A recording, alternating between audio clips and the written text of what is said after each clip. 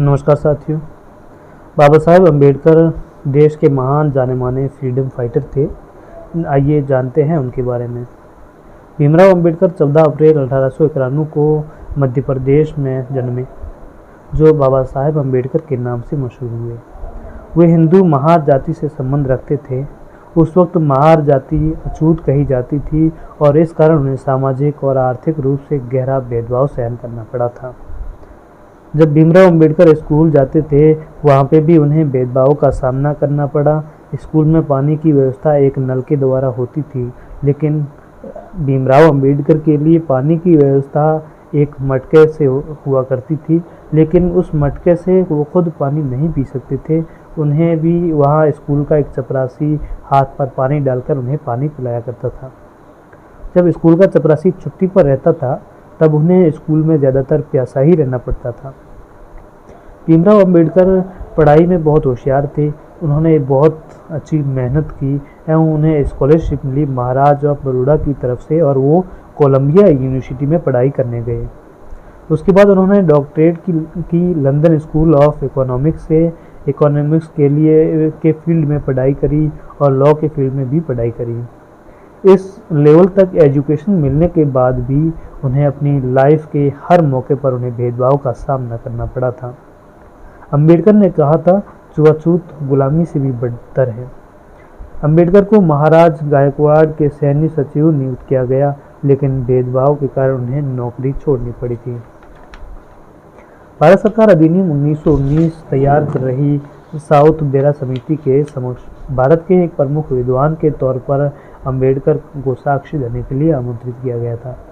यहाँ पर अम्बेडकर ने दलितों एवं अन्य धार्मिक समुदायों के लिए पृथक निर्वाचिका और आरक्षण देने की पुरजोर वकालत की। एक दलित सम्मेलन में दिए भाषण से कोल्हापुर राज्य का शासक शाहू चतुर्थ बहुत प्रभावित हुआ, जिनका अम्बेडकर के साथ भोजन करना रूढ़िवादी समाज में हलचल मचा गया। अम्बेडकर ने दलित अधिकारों की रक्षा के लिए मुख्य नायक, बहिष्कृत भारत, समता, प्रबुद्ध भारत व जनता जैसी 5 पत्रिकाएं निकाली। अम्बेडकर ने जाति भेदभाव व छुआछूत को वैचारिक रूप से न्याय संगत बनाने के लिए प्राचीन हिंदू पाठ मनुस्मृति, जिसके कई पद खुलकर जातीय भेदभाव व जातिवाद का समर्थन करते हैं, की सार्वजनिक रूप से निंदा की और उन्होंने औपचारिक रूप से प्राचीन पाठ की प्रतियां जलाई। 25 दिसंबर 1927 को हजारों अनुयायियों के नेतृत्व में मनुस्मृति की प्रतियों को जलाया गया। अम्बेडकर का राजनीतिक करियर 1926 में शुरू हुआ एवं 1956 तक राजनीतिक क्षेत्र में विभिन्न पदों पर रहे। 1936 में अम्बेडकर ने स्वतंत्र लेबर पार्टी की स्थापना की, जो 1937 में केंद्रीय विधानसभा चुनावों में 13 सीटें जीती।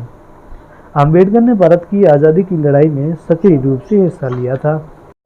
10 से 12 साल हिंदू धर्म के अंतर्गत रहते हुए बाबा साहेब अम्बेडकर ने हिंदू समाज में समानता प्राप्त करने के लिए हर तरह के प्रयत्न किए एवं सत्याग्रह किए, लेकिन हिंदू समाज का कहना था कि मनुष्य धर्म के लिए है, जबकि अम्बेडकर का मानना था कि धर्म मनुष्य के लिए है। बाबा साहेब अम्बेडकर ने हिंदू धर्म त्यागने का फैसला कुछ मौलिक सिद्धांतों को लेकर किया, जिनका हिंदू धर्म में बिल्कुल तालमेल नहीं था। 13 अक्टूबर 1935 को नासिक के निकट एक सम्मेलन में बोलते हुए अम्बेडकर ने धर्म परिवर्तन की घोषणा की तथा कहा, हालांकि मैं एक अछूत हिंदू के रूप में पैदा हुआ हूँ, लेकिन मैं एक हिंदू के रूप में हरगिज नहीं मरूंगा।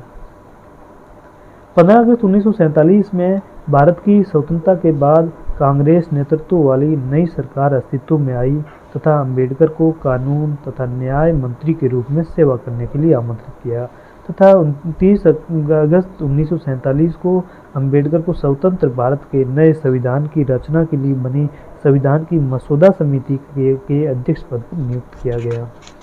का जन्मदिन अम्बेडकर जयंती हर साल 14 अप्रैल को भारत भर में मनाया जाता है। महाराष्ट्र के बुद्धों के लिए ये सबसे बड़ा त्यौहार होता है। महाराष्ट्र सरकार द्वारा अम्बेडकर जयंती को ज्ञान दिवस के रूप में मनाया जाता है और आप सभी को अम्बेडकर जयंती की हार्दिक शुभकामनाएं।